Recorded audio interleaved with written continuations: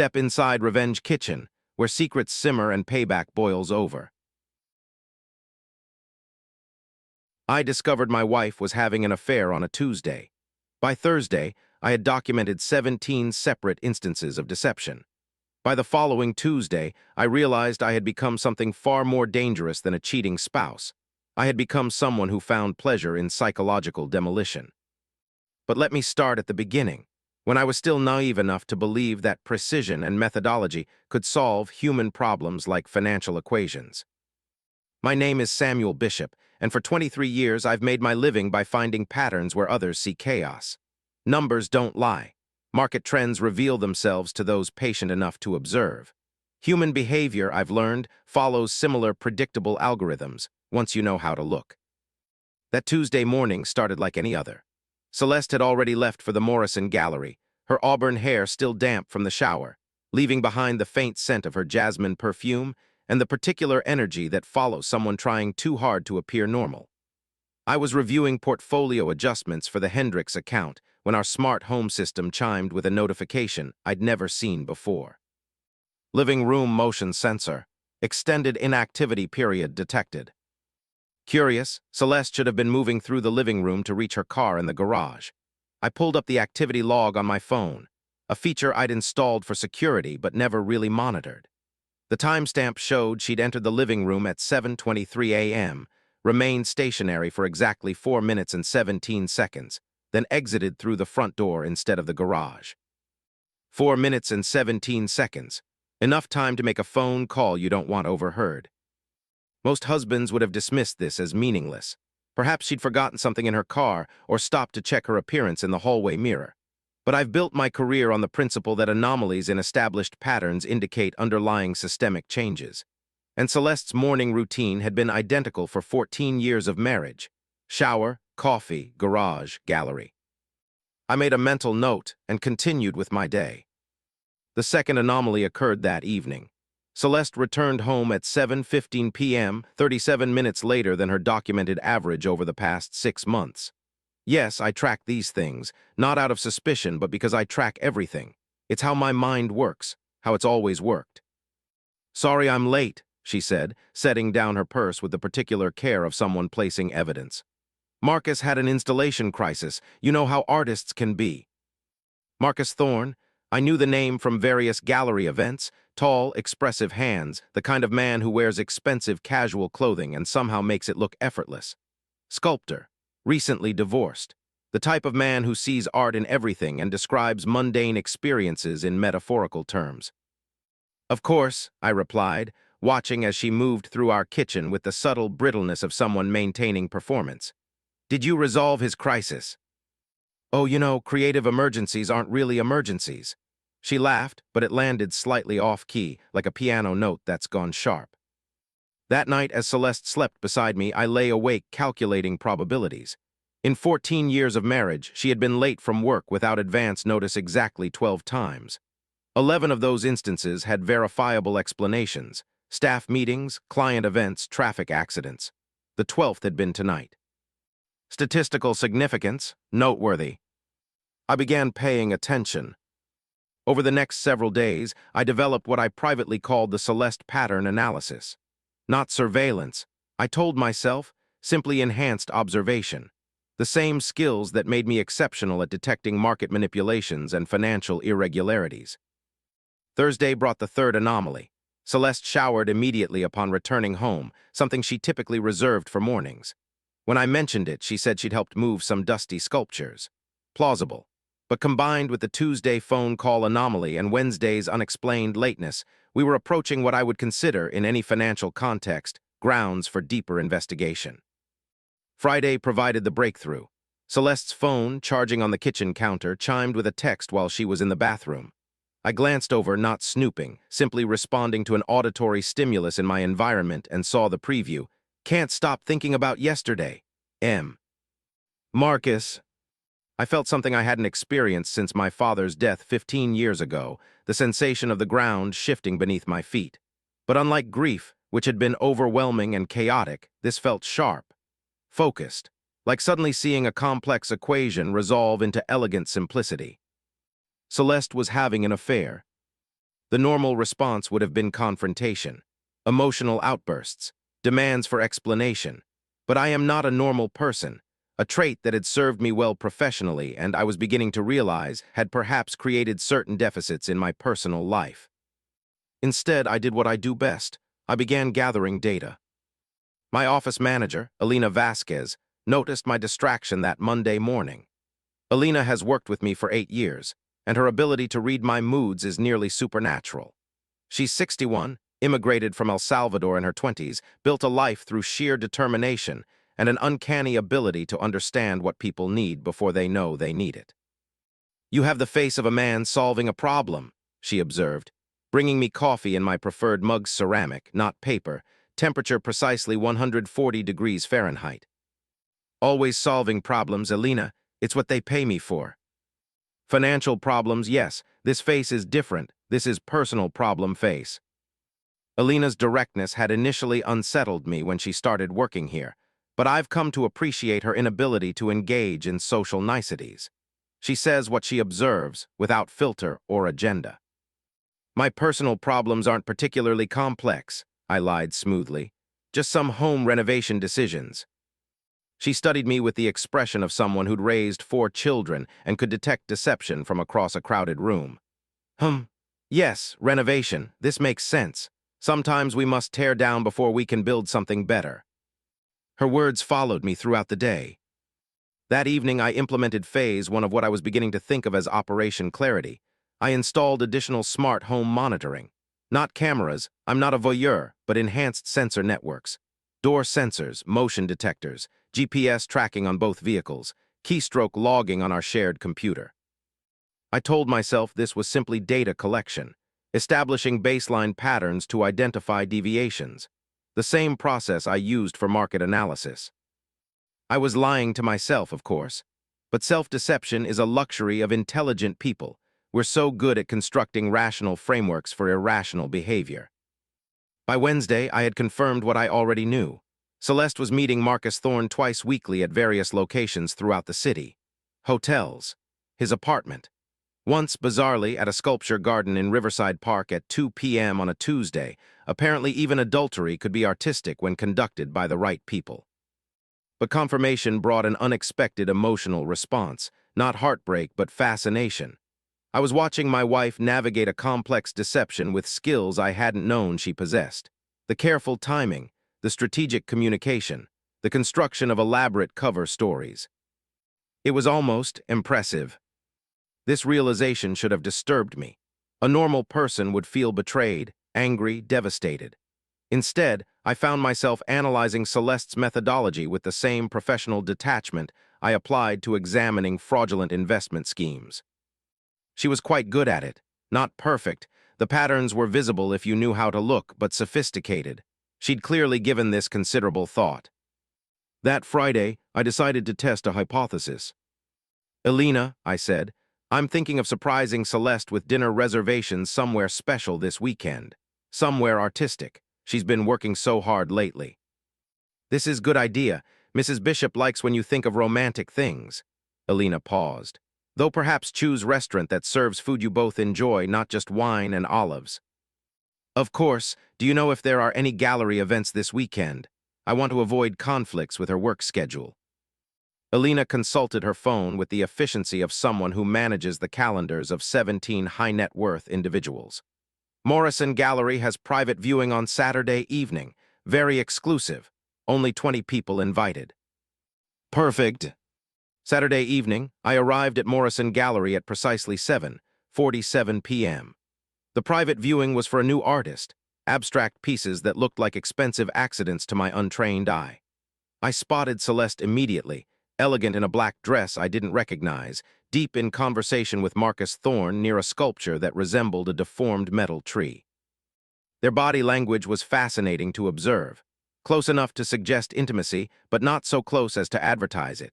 Celeste's laugh was different, more musical, more spontaneous than the careful sounds she made at home. Marcus touched her shoulder while making some point about artistic interpretation, his fingers lingering precisely 2 seconds longer than socially appropriate. I watched from across the room, nursing a glass of wine and engaging in meaningless conversation with other attendees. Dr. James Holloway, Celeste's father, appeared beside me with the quiet materialism of a man trained to observe human behavior. "Samuel, didn't expect to see you here." Dr. Holloway and I had maintained a cordial relationship for 14 years, though I suspect he'd never entirely approved of his daughter's choice in husbands. He was a retired psychiatrist, still sharp at 71, still capable of dissecting motives and psychological patterns with uncomfortable precision. "Supporting the arts," I replied. "Celeste mentioned this was an important event."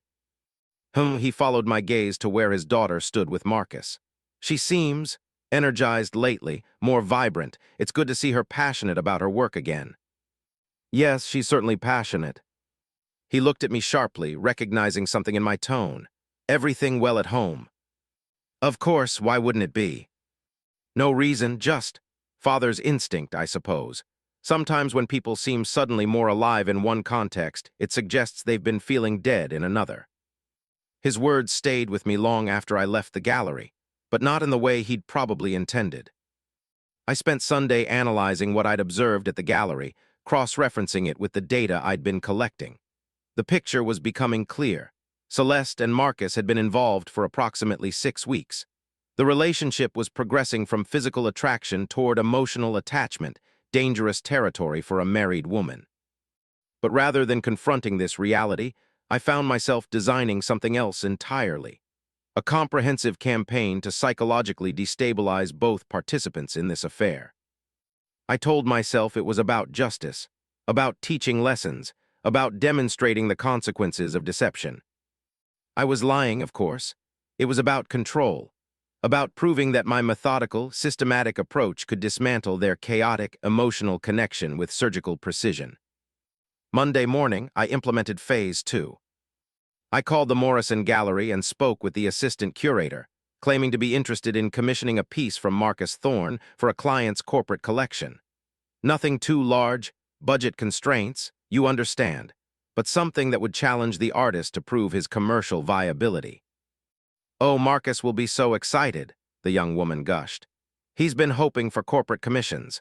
Between you and me, his divorce was pretty expensive and artists need to eat, you know."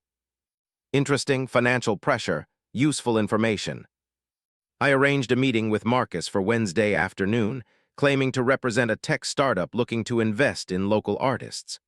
I chose a coffee shop 3 blocks from his apartment, close enough to suggest convenience, far enough to avoid obvious connection to his personal life. Marcus arrived 10 minutes late, dressed in the carefully curated casualness of someone trying to look like they hadn't tried. Dark jeans, gray sweater that probably cost more than my monthly car payment, expensive watch that he wore like an afterthought. "Mr. Davidson," he extended his hand with the confidence of someone accustomed to being liked immediately. I had given him a false name, obviously, elementary precaution.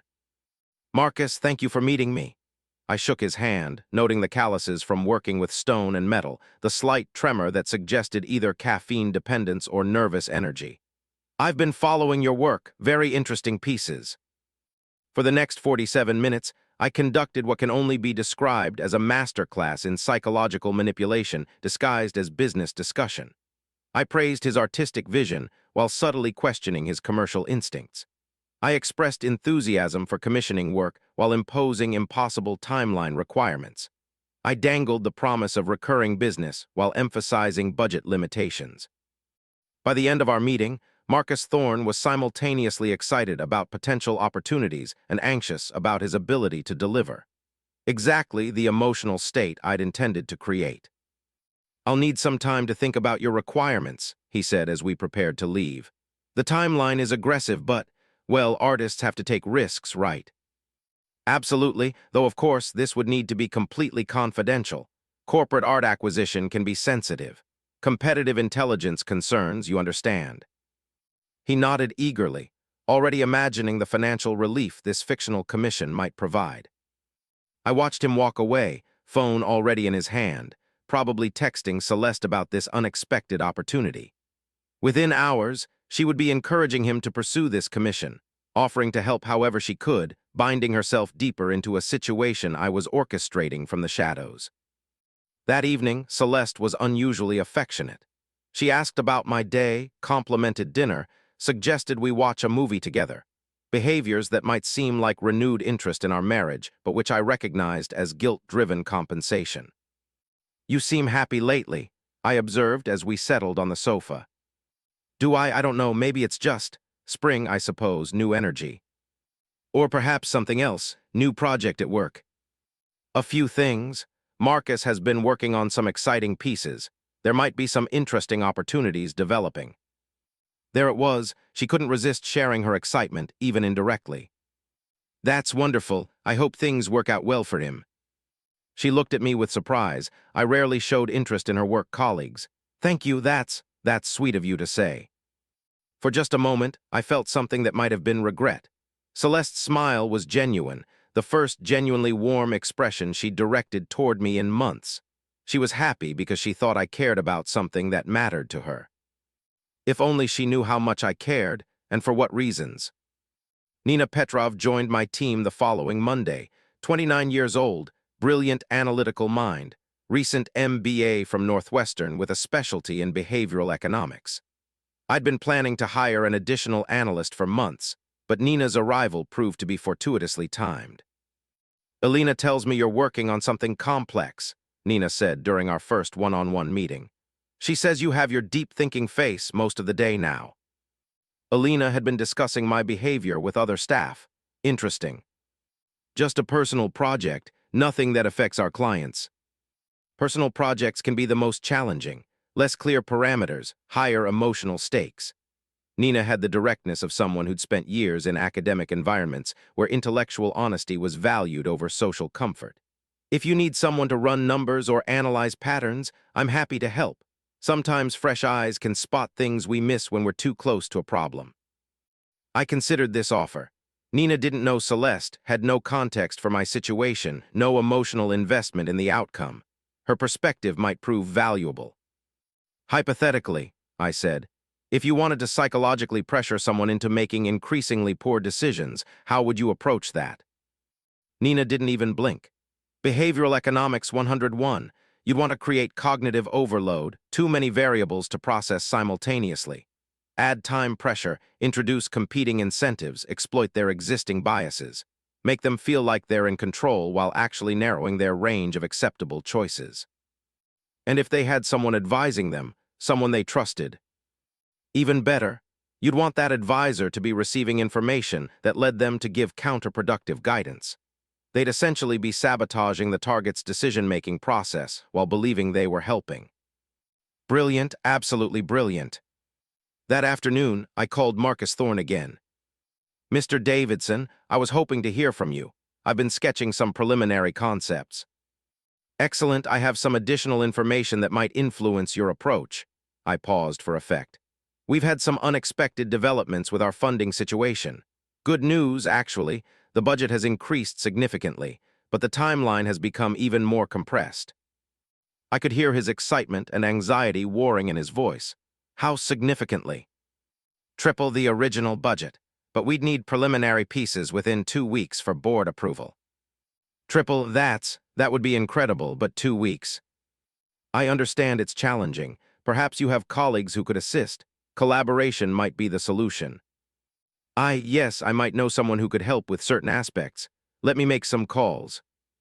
Perfect. He would discuss this with Celeste, who would encourage him to accept despite the impossible timeline.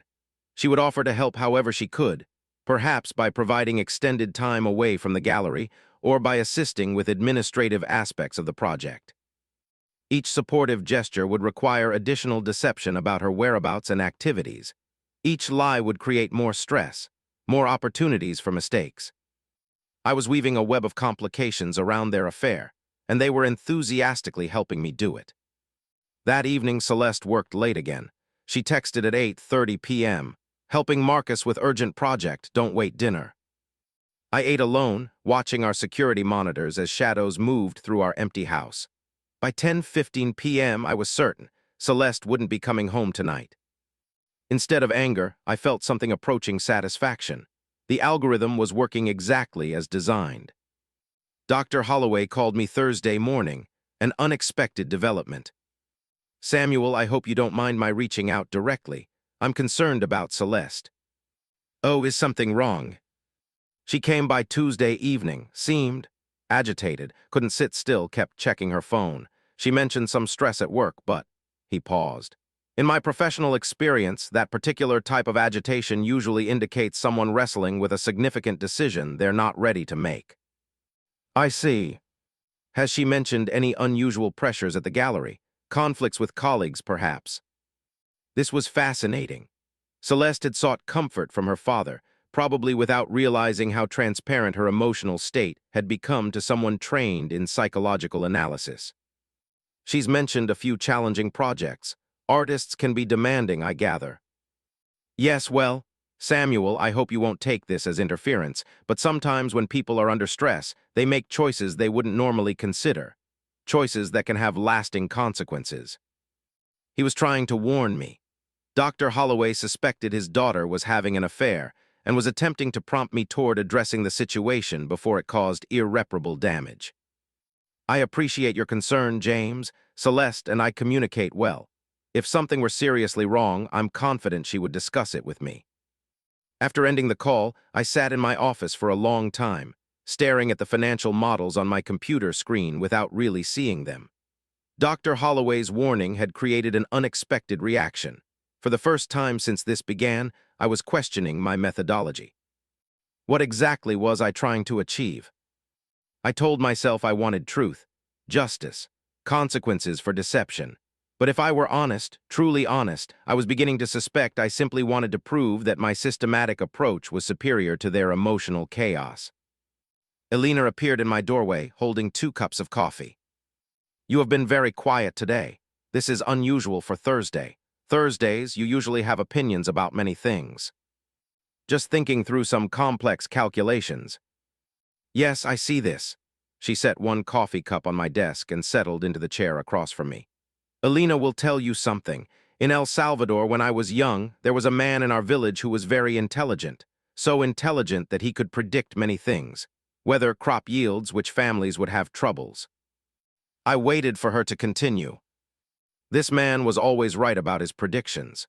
People began to fear him because when someone can predict bad things, sometimes people think maybe he causes bad things. You understand? I'm not sure I follow. Sometimes when we are very good at understanding patterns, we begin to think we control patterns. But control and understanding are different things. One is wisdom, the other is. She paused, searching for the right word. Dangerous. Elena left me alone with my coffee and my thoughts. That evening, I received a text from an unknown number. Mr. Davidson, this is Marcus. I've been thinking about our timeline discussion. I may have been overly optimistic about the deliverables. Could we schedule another meeting? Of course, the pressure was working exactly as intended. Marcus was beginning to crack under the impossible requirements I'd constructed, probably seeking a way to renegotiate the terms without losing the fictional opportunity entirely. I should have felt triumphant. Instead, I felt something uncomfortably close to disgust.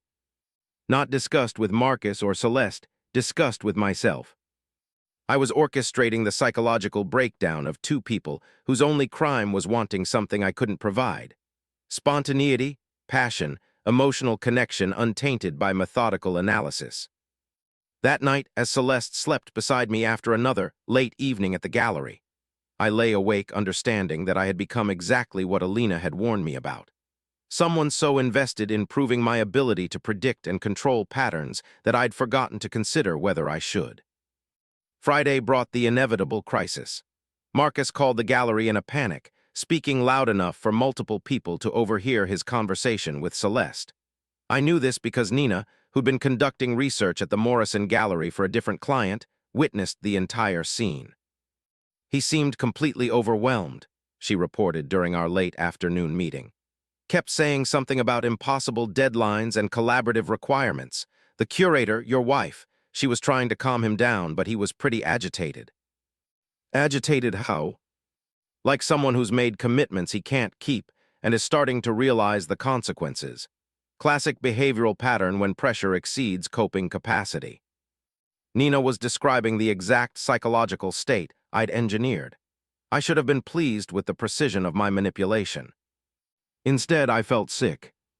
Nina, I said carefully, hypothetically, if someone had created a situation designed to cause that kind of psychological pressure, what would be the ethical implications?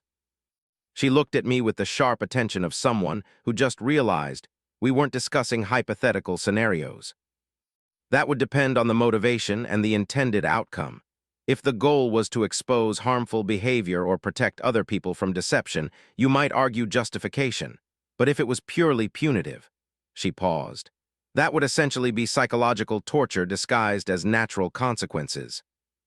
And the person orchestrating such a situation would have to confront the possibility that they'd become the very thing they claim to be fighting against: manipulative, deceptive, willing to cause harm to achieve personal satisfaction. That evening, Celeste came home early, visibly distressed. "Bad day?" I asked, watching her pour wine with hands that trembled slightly. "Just work stress. Sometimes people make commitments they can't keep, and then everyone else has to deal with the fallout." She was talking about Marcus, obviously, but her words felt like an indictment of my own behavior. Perhaps some people bite off more than they can chew because they're trying to prove something to themselves, or to someone else. Celeste looked at me with surprise. "That's actually quite insightful. Yes, I think you might be right." For a moment, we were simply a married couple discussing life's complications with mutual understanding. It was the most genuine interaction we'd had in months. And it was built entirely on my elaborate deception. That night, I made a decision that would have seemed impossible just weeks earlier. I was going to stop. No more psychological manipulation. No more systematic pressure campaigns. I would confront Celeste directly about the affair, we would deal with the consequences honestly, and I would accept whatever outcome resulted. But first, I needed to clean up the damage I'd already created. Saturday morning, I called Marcus Thorne from my personal phone. "Marcus, this is Samuel Bishop, Celeste's husband. I think we need to talk." The silence on the other end lasted approximately 17 seconds, long enough for him to process the implications of my call. Yes, we should talk. Riverside Park, the sculpture garden, 2 o'clock. Yes, I'll be there." I arrived early, choosing a bench near the abstract metal sculpture where I'd first observed them together through my surveillance research. The irony wasn't lost on me. Meeting in the place where their relationship had become physically intimate, I was going to reveal the extent to which I'd been psychologically manipulating both of them. Marcus appeared at exactly 2:00 p.m., walking with the cautious gait of someone expecting ambush. He looked tired, stressed, younger than his 39 years. "Mr. Bishop." He sat on the opposite end of the bench, maintaining maximum distance while still appearing willing to engage. "Samuel is fine. We're not strangers after all." He winced. "Look, I know how this must seem." "Actually, I doubt you have any idea how this seems, but that's not why I asked you here." I turned to face him directly. "I need to tell you something about the Davidson Commission." "The what?" "There is no tech startup. There is no corporate art commission. There is no Mr. Davidson." I watched his face process this information. "I created the entire scenario to place psychological pressure on your relationship with my wife." Marcus stared at me with the expression of someone trying to understand a language they'd never heard before. "You what?" "For the past several weeks, I've been systematically manipulating your circumstances to create stress, financial pressure, and decision-making overload. The impossible timelines, the budget increases, the confidentiality requirements, all designed to destabilize your emotional equilibrium and force mistakes in your relationship with Celeste." He stood up, paced 3 steps away, turned back. "That's completely insane. Why would you do that?" "Because I discovered your affair and decided that systematic psychological pressure would be more satisfying than direct confrontation." "More satisfying?" His voice was getting louder. "You manipulated my livelihood, my emotional state, my relationship with... Jesus Christ, what kind of person does that? Someone who confuses intelligence with wisdom, someone who treats human relationships like financial portfolios to be managed and optimized." I looked at the sculpture beside us, twisted metal that somehow suggested both violence and beauty. Someone who's become the kind of monster they claim to be fighting against. Marcus sat back down, but farther away this time. So what now? You've told me this insane thing you've been doing. What happens next? Now I'm going to tell Celeste about the affair, about my surveillance, about my manipulation campaign. And then we're going to deal with all of this honestly, like adults, instead of like chess pieces in some psychological game. And you think that will fix things? No, I think it might prevent things from getting worse than I've already made them. Marcus was quiet for a long time, watching people walk through the park with the envious expression of someone wishing their problems could be solved by simply changing location. For what it's worth, he said finally, Celeste talks about you constantly, especially when we're together. She feels guilty, but she also feels invisible, like you see her as another component in your perfectly organized life, not as someone with her own needs and desires. She's probably right. The thing is, I don't think she wants to leave you. I think she wants you to see her. Really see her, not as a problem to solve or a pattern to analyze, but as someone worth being present with. His words hit harder than anger or accusations would have. Why are you telling me this? Because despite everything you've just told me about your psychotic manipulation campaign, I think you actually love her. And because I'm tired of being the escape from a marriage instead of someone's actual choice. We sat in silence for several more minutes, two men who'd been circling each other in an elaborate dance of deception, finally having an honest conversation. Marcus, I said as we prepared to leave, when I tell Celeste about all of this tonight, I'm going to recommend that she take time to decide what she actually wants. Not what she thinks she should want, not what's easiest or most convenient, but what would actually make her happy. That might be working on our marriage. It might be ending our marriage. It might be something else entirely. And if she chooses something that doesn't include you, then I'll have learned that intelligence without empathy is just sophisticated selfishness. And maybe that's a lesson worth the cost. I arrived home Saturday evening to find Celeste in our kitchen, preparing dinner with the mechanical precision of someone using routine to manage anxiety. She looked up when I entered, and I saw something in her expression that hadn't been there that morning, a kind of brittle determination. "How was your day?" she asked, the question carrying more weight than casual conversation. "Enlightening, yours." "Complicated." She set down the knife she'd been using to slice vegetables and turned to face me fully. "Samuel, I need to tell you something." For a moment, I felt a spark of hope.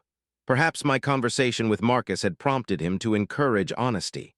Perhaps Celeste had decided to confess the affair voluntarily, creating space for us to address our problems directly. "I'm listening.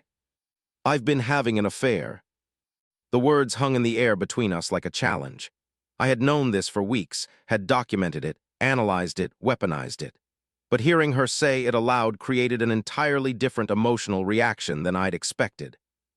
Not anger, not betrayal, relief. "With Marcus Thorne," I said. Her eyes widened. How long have you known?" "Approximately 4 weeks, since I noticed changes in your routine patterns and began investigating." "Investigating," she repeated the word like it tasted bitter. "Of course, you investigated your wife like a corporate audit." "Yes, and then I did something much worse.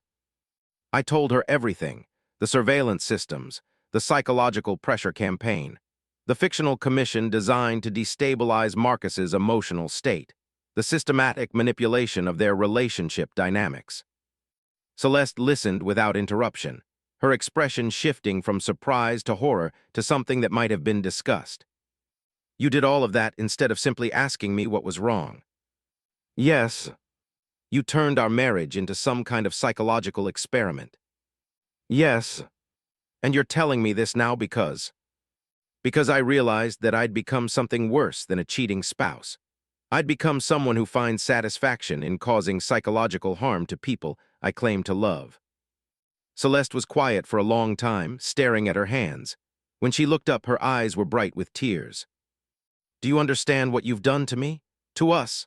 For weeks, I've been drowning in guilt about the affair, trying to figure out how to end things with Marcus without destroying everything we've built together. I've been agonizing over how to tell you the truth, how to fix my mistakes. And instead, you discovered that your husband is a sociopath." "Are you a sociopath?" The question caught me off guard. I'd been so focused on confessing my actions that I hadn't considered what they revealed about my fundamental character. "I don't know, I hope not. but someone who spends weeks orchestrating psychological torture instead of having a difficult conversation. That suggests some pretty significant emotional deficits. Why, Samuel? Why did you choose manipulation over just talking to me? I thought about Alina's story of the man in her village who confused prediction with control. About Dr. Holloway's warning about people making choices they wouldn't normally consider. About Nina's observation that intelligence without empathy was just sophisticated selfishness. Because talking to you would have meant accepting that I might be partially responsible for your unhappiness. Because direct confrontation would have forced me to acknowledge that my systematic approach to life might not be compatible with human emotional needs.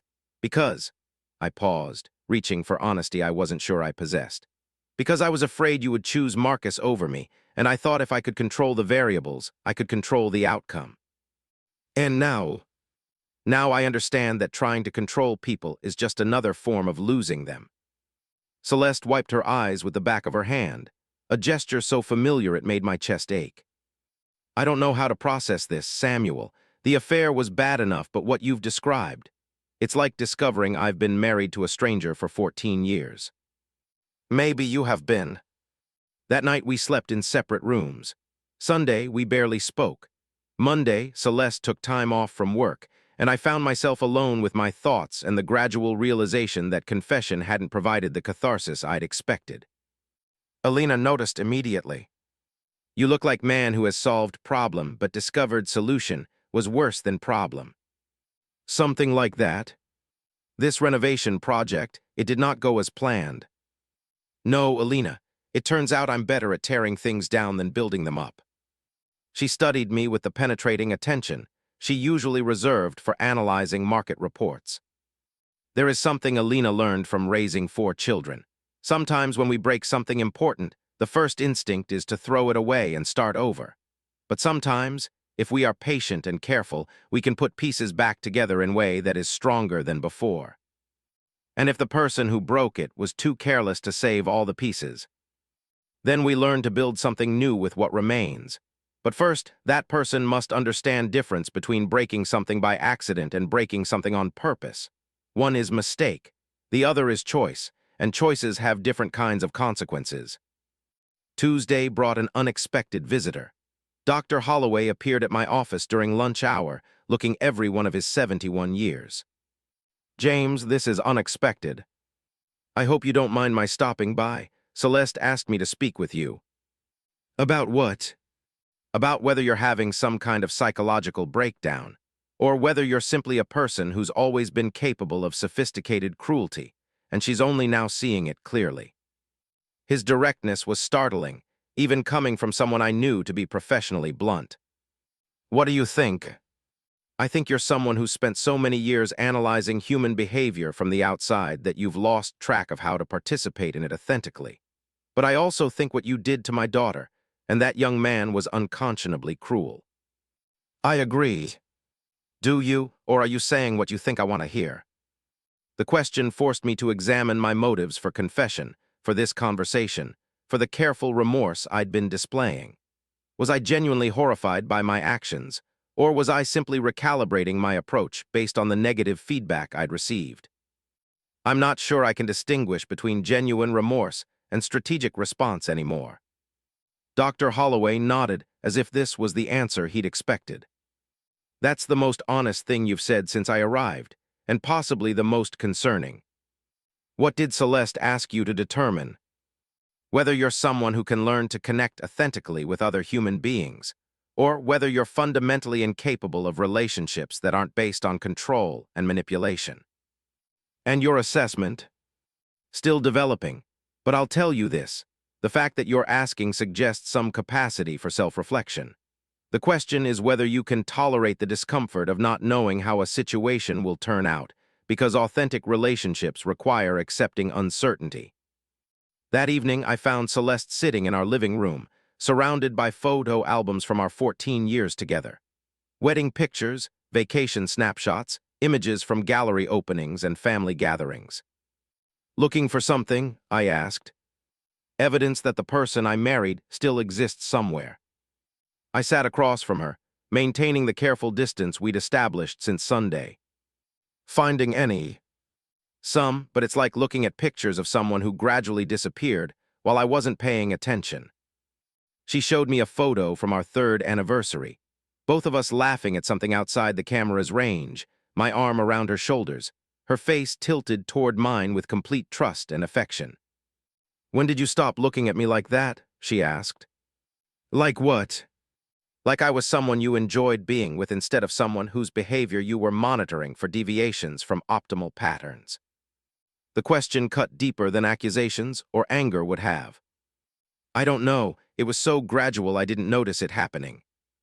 "I did. I've been noticing it for years. The way you'd analyze my moods like market fluctuations. The way you'd solve problems I'd mentioned without asking if I wanted solutions or just someone to listen. The way you treated our relationship like a portfolio to be optimized rather than a living thing that needed attention and care." "Is that why you started the affair?" "No, I started the affair because I met someone who looked at me like I was fascinating instead of predictable. Someone who asked questions because he wanted to understand me, not because he was gathering data for future manipulation." Her words created a physical sensation in my chest, not quite pain, but a hollow ache I couldn't identify. "What do you want to happen now, Celeste?" "I want to believe that the person I married is still reachable. But I also want to protect myself from someone who's shown he's capable of calculated psychological cruelty." "Those seem mutually exclusive." "Yes, they do." Wednesday, I made a decision that would have been unthinkable a month earlier. I sought professional help. Dr. Sarah Chen was a psychologist specializing in relationship dynamics and emotional intelligence development. Elena had recommended her, mentioning casually that Dr. Chen had helped one of her sons work through some control issues after his divorce. Dr. Chen's office was the antithesis of my own workspace. Warm colors, comfortable furniture, books that looked read rather than displayed. She was perhaps 45, with kind eyes and the sort of steady presence that suggested she'd heard worse stories than mine. "Tell me what brings you here, Samuel."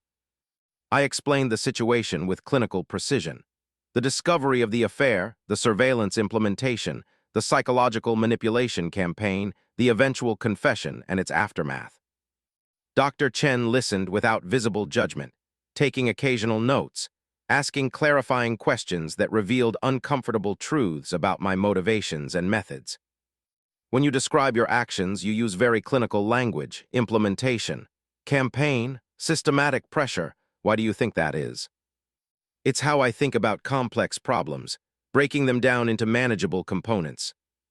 "But Celeste isn't a complex problem. She's a person, your wife, someone you presumably love." "Yes." "So why did you approach her distress like a business challenge rather than a human crisis?" The question forced me to examine something I'd been avoiding: my fundamental inability to distinguish between professional competence and personal connection. "Because I'm good at solving problems systematically, and I'm not good at other things." "What other things?"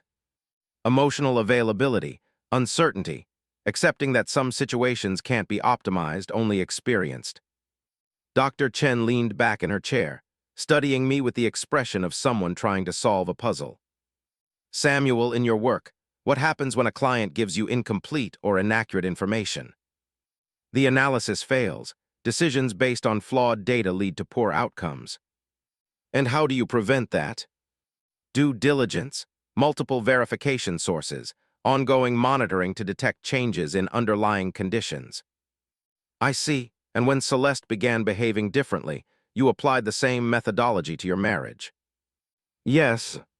"But people aren't financial markets. They don't operate according to predictable algorithms.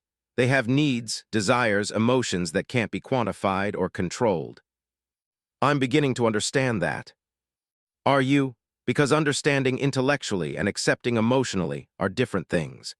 You can grasp the concept that people require authentic connection while still operating from the assumption that if you just find the right analytical framework, you can optimize your relationships." Her observation was uncomfortably accurate. Over the following weeks, I met with Dr. Chen twice weekly, slowly learning to identify the difference between genuine emotion and strategic response. It was more difficult than any financial analysis I'd ever performed. Meanwhile, Celeste and I began the painstaking process of determining whether our marriage could be salvaged. We established ground rules: complete honesty, no surveillance, no attempts at manipulation or control, regular check-ins about emotional states and needs. The affair with Marcus had ended the day after our sculpture garden revelation. Celeste told me this without being asked, adding that he'd been surprisingly understanding about the entire situation. He said something interesting, she mentioned during one of our careful conversations. He said that watching you explain your manipulation campaign was like seeing someone confess to a crime they didn't realize they'd been committing for years. What did he mean? That the systematic approach to relationships wasn't new behavior triggered by discovering the affair. It was your default mode of operation that I'd gradually adapted to without consciously realizing what was happening. This insight led to perhaps the most painful realization of our reconstruction process. I hadn't become a manipulative person in response to betrayal. I had always been someone who treated relationships as systems to be managed rather than connections to be nurtured. The affair hadn't created our problems, it had simply revealed them. 3 months later, Celeste and I were having coffee on a Saturday morning when she said something that made me realize how much had changed. I had lunch with Nina yesterday. Nina Petrov, my brilliant young analyst, had become an unexpected source of support for Celeste during our reconstruction period. Apparently, they'd bonded over their shared experience of dealing with my tendency toward overanalysis. How is Nina? She's concerned about you. She says you've been different at work, more collaborative, less controlling, but also less confident. She wonders if you're losing your professional edge while trying to develop your personal skills. This was a fear I'd been wrestling with myself. Learning to operate with emotional authenticity rather than systematic control had made me question every professional interaction, every strategic decision, every analytical framework I'd previously trusted. What do you think? I think you're learning the difference between confidence and control. Real confidence doesn't require managing every variable. It's being able to act effectively even when you can't predict or control the outcome. That sounds terrifying. It is, but it's also the only way to have authentic relationships with people who aren't employees or clients. That afternoon, I found myself in the sculpture garden where Marcus and I had our revelatory conversation. I'd been coming here regularly over the past few weeks, not for surveillance or manipulation, but simply to think. The metal sculpture looked different now, less like twisted destruction, more like components being reorganized into new configurations. Same materials, different arrangement, different meaning.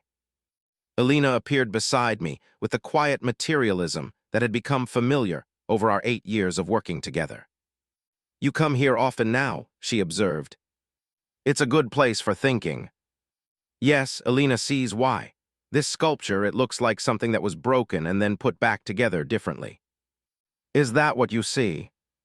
Elena sees art that understands that sometimes the most beautiful things come from learning to work with damage instead of trying to hide it.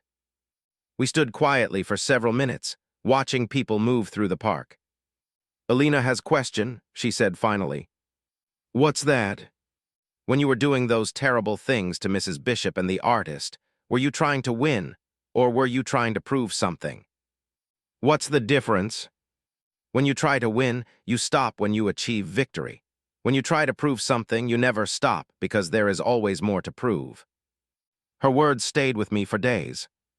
6 months after our sculpture garden conversation, Celeste and I were planning our first vacation together in 3 years. Not a strategic retreat or networking opportunity, but an actual vacation where the only agenda was spending time together without distractions. Where do you want to go? I asked.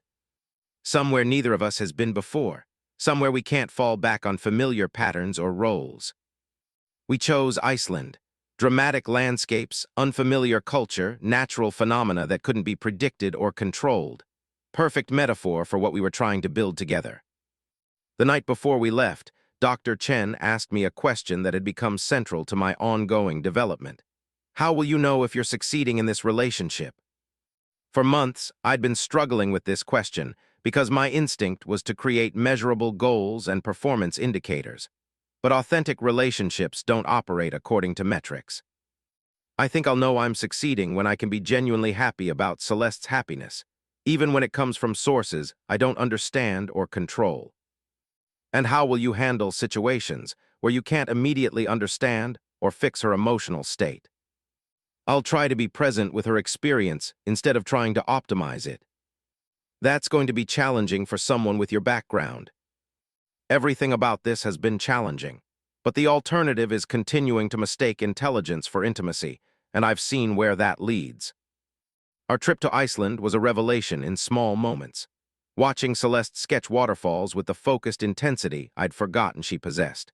Hiking through landscapes that demanded attention to immediate physical realities rather than strategic planning. Talking for hours without any agenda other than understanding each other's perspectives.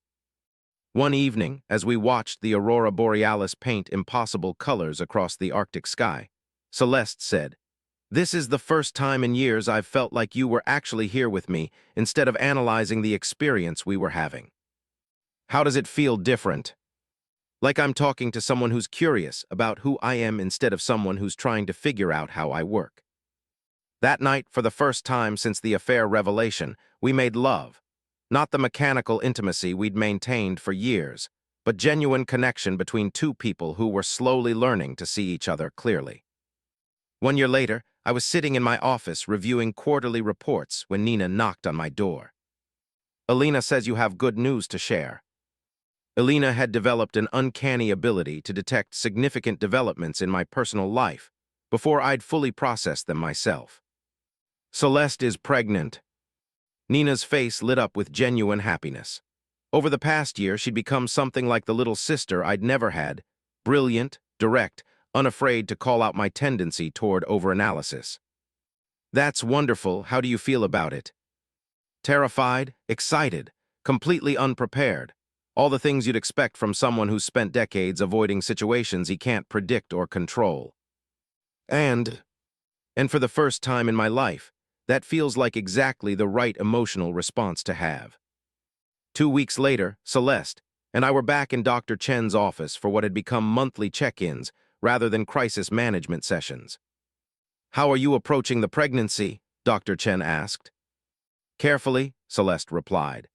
"Samuel's natural instinct is to research optimal prenatal nutrition, compile lists of potential complications, and create contingency plans for various birth scenarios." "And how are you handling that, Samuel?" "I'm doing all of those things, but I'm also trying to remember that pregnancy is a human experience, not a project to be managed.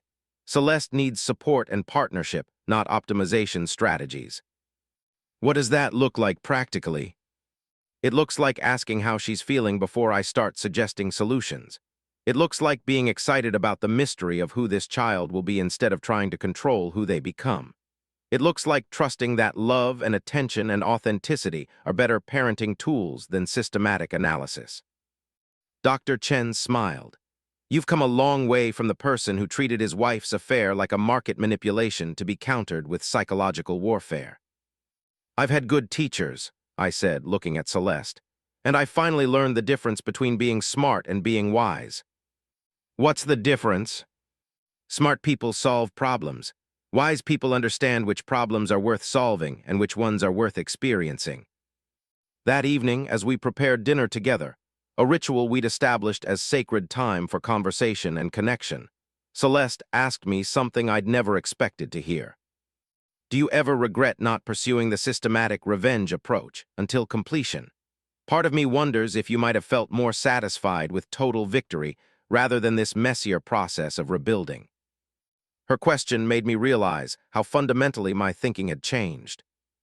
A year ago, I would have said that incomplete projects represented failure. Now I understand that some things shouldn't be completed. Some victories would cost more than they're worth. Some forms of winning are actually losing. "Even when you were right about my betrayal."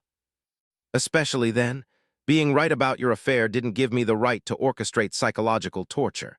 Being betrayed didn't justify becoming someone who found pleasure in causing calculated harm." Celeste was quiet for a moment, stirring sauce with the focused attention she gave to everything that mattered to her. "I'm grateful you stopped when you did," she said finally. Not just because the manipulation was cruel, but because watching you recognize what you'd become and choose to change. That's when I started believing we might actually be able to build something real together. As opposed to what we had before. Before, we had a very efficient partnership. We managed our household, advanced our careers, maintained social relationships, fulfilled our obligations. It looked like a successful marriage from the outside. But we were like two sophisticated machines operating in parallel rather than two people choosing to share their lives. We were optimized for functionality, not for love. That night, as I lay beside my pregnant wife in the house, we were slowly transforming from a showcase of efficiency into an actual home. I thought about Alina's story of the man in her village who confused prediction with control. I had spent most of my adult life believing that intelligence was the highest virtue, that understanding patterns gave me power over outcomes, that systematic approaches could solve human problems like mathematical equations. I was wrong about all of it. Love isn't an algorithm to be solved. It's a choice to be present with uncertainty, to find joy in experiences that can't be optimized, to value connection over control. The person I was a year ago would have seen this realization as failure, the surrender of analytical superiority to emotional chaos. The person I'm becoming understands it as the most sophisticated insight of my life. That true intimacy requires the courage to be genuinely seen, not the skill to systematically manage how others perceive you. Some problems are solved by analysis, others are solved by authenticity. Learning the difference, it turns out, is the algorithm of love. That was one cold dish. Was it served right? Let us know in the comments. Hit like, subscribe for more powerful stories, and share this with someone who will feel it.